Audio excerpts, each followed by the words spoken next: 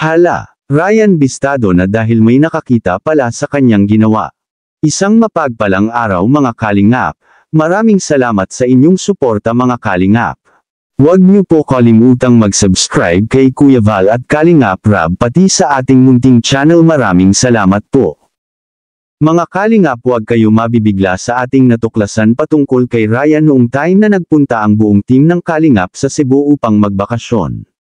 Kung ating matatandaan ay kasama sila Kalingap Edo at VNC noong time na yun na pinagkaguluhan ng mga fans pagdating sa Cebu.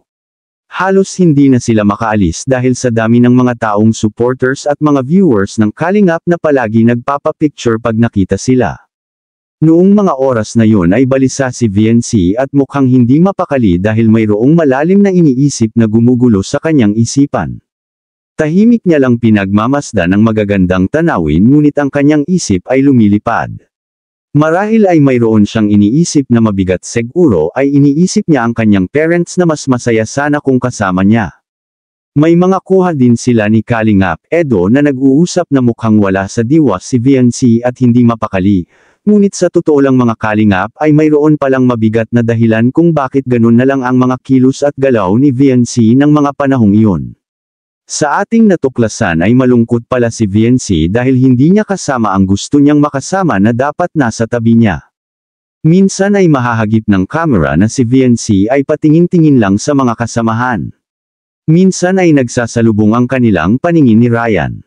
At hindi kayo maniniwala mga kalingap dahil natatawa na lang si VNC kapag nakita niya si Ryan dahil napakalagkit ng mga tingin nito at sinusundan ng kanyang mga mata bawat nakikita niya na dumadaan sa kanyang harapan.